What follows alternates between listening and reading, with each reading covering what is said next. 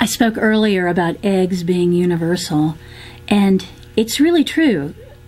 In some cases, it's not a hen egg. That certainly has been the thing often used in Appalachian tradition. But in places where there are alligators, they use alligator eggs. In places where there are snakes that have eggs, eggs are a symbol of life and therefore hold the intention so beautifully. But obviously, these are all props. If you are a person who has strong willpower, if you are a person who is centered and focused, you don't need all this. Last year when I was doing this workshop, I was afraid I didn't have enough red yarn. So I bought some red crepe paper and I wrapped the egg in crepe paper, which happens quickly, and I held it like this and did the binding. So the binding was my will as made manifest through the object of the egg.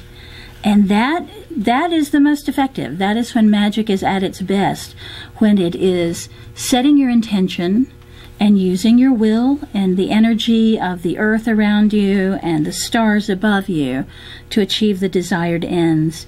It's not a religious practice, though some religions have this as part of their practice. It is what I've come to think of as peasant medicine and psychology.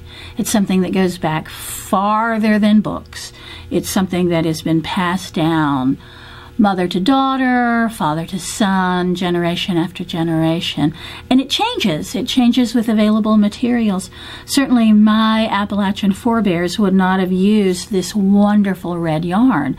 They would have used something that was available to them, that was cheap, that was usable, and that did not take away from putting food on the table and feeding the family. They wouldn't have used a lovely china marker, which my friend gave me. They might have used a piece of wood that had been burned in the fire, charred in the fire, or a little pencil. So there are all sorts of tools and techniques, but there's a commonality that I find in talking to other people who do this kind of root work. People who come out of an African tradition, we call it the African diaspora tradition, people in the German Hexen traditions. There are similarities and commonalities that we can talk about endlessly as we discuss these wonderful old folk magic practices.